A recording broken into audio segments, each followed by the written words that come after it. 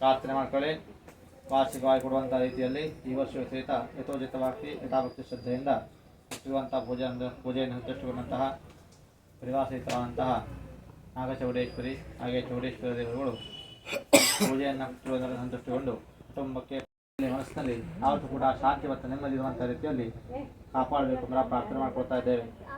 ಅದೇ ರೀತಿಯಲ್ಲಿ ಮನೆಯಲ್ಲಿರುವಂತಹ ಲಕ್ಷ್ಮೀ ನಿವಾರಣೆಯಾಗಿ ಯಾವತ್ತೂ ಕೂಡ ಅಷ್ಟಲಕ್ಷ್ಮಿಯರು ಮನೆಯಲ್ಲಿ ಇರಬೇಕೆಂಬ ಕಾರಣಕ್ಕೋಸ್ಕರವಾಗಿ ಉತ್ತರಾಯಣ ಪೂಜೆಯನ್ನು ಮಾಡಿದ್ದೇವೆ. ಪೂಜೆ ಸಂತುಷ್ಟಗೊಂಡಂತಹ ಉತ್ತರಾಯಣನು ಕುಟುಂಬಕ್ಕೆ ಪರಿವಾರಕ್ಕೆ ಒಳ್ಳೆಯದಾಗುವಂಥ ರೀತಿಯಲ್ಲಿ ಕಥೆಯಲ್ಲಿ ಹೇಳಿದಂತಹ ಒಂದು ಫಲವನ್ನು ನಮಗೆ ನಮ್ಮ ಕುಟುಂಬಕ್ಕೆ ಕೊಡಬೇಕೆಂಬ ಪ್ರಾರ್ಥನೆ ಮಾಡ್ಕೊಳ್ತಾ ಇದ್ದೇವೆ. ಆ ಒಂದು ನವಗ್ರಹಗಳು ಒಳ್ಳೆಯ ಸ್ಥಾನದಲ್ಲಿ ಇರಿಸಿಕೊಂಡು ಒಳ್ಳೆಯದಂಥ ಒಂದು ಫಲವನ್ನು ಕೊಡಬೇಕೆಂಬುದಾಗಿ ಪ್ರಾರ್ಥನೆ ಮಾಡ್ಕೊಳ್ತಾ ಇದ್ದೇವೆ.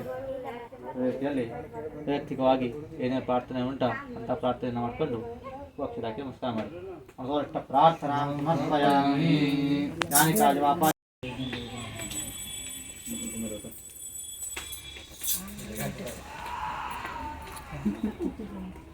ನಾಯಿ ಕೂಗುದ